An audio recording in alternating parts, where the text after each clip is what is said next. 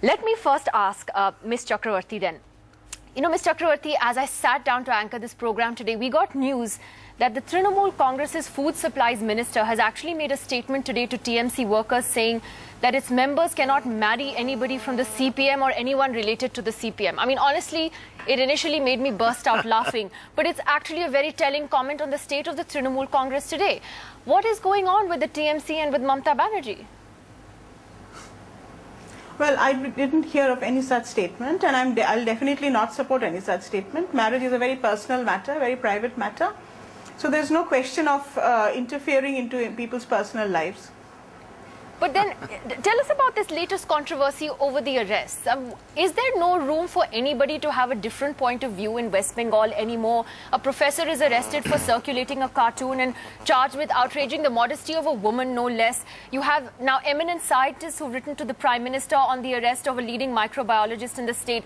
What is going on? There's a sense that the Chief Minister is completely intolerant of criticism.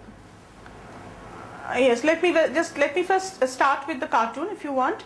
There is a, it's going on all over Facebook and Twitter and emails, and people are talking about it, that Mamata Banerjee is anti-cartoon and anti-humor. Just to put things in perspective, Mamata Banerjee is actually very pro-cartoon. She loves cartoons. She has definitely a sense of humor, otherwise she couldn't have fought for 35 years. You know, she couldn't have fought for so long to throw out a 35-year-old government. She has both the guts and the sense of humor. Secondly, just to demonstrate how much she likes cartoons and she loves cartoons and promotes cartoons, she had released several books on cartoons in the Calcutta Book Fair in 2009 and 2012. And in those books, there were several cartoons which actually lampooned her, which made fun of her. So this is a half-lie that is going around, and she had no hand whatsoever in the arrest of the professor or of the engineer. And I have one thing to say here. Why are we constantly talking about the professor? There was a 72-year-old retired PWD engineer. I'm more concerned about him because he is a much senior man. But no one is talking about it. But hasn't she changed? If somebody has committed a crime, has it is she not changed a crime from the time when to has she changed from the time when she was an agitational politician to when she's become chief minister? What do you say to those who say power has gone to her head? Certainly she has changed. Certainly she has changed. Certainly she has changed. And she is changing every day, as she herself has said in several interviews, that I'm learning from my mistakes. She's growing, she's learning from her mistakes, and that is the most important thing. The day a politician says, I know everything, that is the end of it. But the moment she admits that, yes, I've made mistakes and I'm learning from it, that is a growing process, and that's very, very important. Before I come to the rest of the panel, I want to ask you how many mistakes. I mean, isn't it unfortunate that after the amazing victory that she did have in the assembly elections, which was... Tell me about the mistakes. Tell me about the mistakes. No, you just have... This is the third time you're on this program in the last 1 month. I mean, I'm just asking you, from the arrest of the scientists to the cartoon controversy to Marx and Engels to the newspapers and the libraries painting Calcutta blue, a certain kind of music at the traffic lights, the Park Street rape, the infant deaths, the Amri fire. Do I need to go on? What is the Marx and Engels issue? Please tell me about that. So, are you saying that this is all blown out of proportion? The media is constantly saying that Marx and Engels has been deleted from syllabus, which is a lie. Please check out your facts before you say these things. These are half lies that are going on in the market. It's really terrible that all the good work that she's doing for the state, none of it is being highlighted. The only thing that are being tom-tommed about are these half lies. Okay, she had no hand in the arrest of the professor. She has not deleted Marx and Engels from the syllabus, and most of the things that are being said about her are all half lies. Okay, all right. Then first let me get Sohail and then Bachi to come in on this. Sohail, these are half lies, it's the media's fault, and she's pro-cartoon. These are the three things that have come out of this. Obviously, she must be, as long as she's not in the cartoon. I mean, from all logic.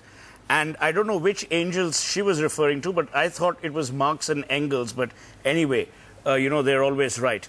I think three things have happened, and you eloquently captured one of them. Mamata Banerjee did live under what she believed was a suppressive regime. She believed that. I think she remains the leader We all believe that. The entire West Bengal believe that. I didn't interrupt you, so it would be decent of you not to interrupt me. So let me get back to what I was saying. What happened was she hasn't grown out, to my mind, of being a leader of the opposition. That's number one. Number two, I don't think Mamata Banerjee personally could have even thought of taking the kind of action she's taken I believe that this is a typical case of people who are more loyal than the king to the king. I think she's been ill-advised. I think it's become a roller coaster. And like any person who's come to power through a lot of strife, through a huge struggle, is now reacting to anything and is almost Bush-like, saying either you're with me or against me. The middle path has almost been obliterated. Finally, Bengal was always known for tolerance. It was known for tolerance, it was known for literature, it was known for diversity. Most importantly, the entire para culture, the adda, is about discourse and debate. I think Mamata would do a huge disservice to that cultural idiom of Bengal, which, by the way, she knows well. I mean, she's a professional doodler. She has had exhibitions of her art. So surely she understands that a liberal outlook must be encouraged. It mustn't be suppressed.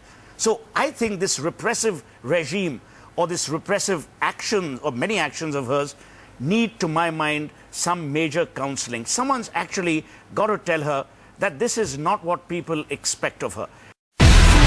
Do you have the NDTV Profit app? All the markets, all the news and your own homemade, ready-made portfolio available there for you. We will right now answer what you should sell, what you should buy when markets are down. Download at ndtvprofit.com/apps. Get the best app from the channel you trust.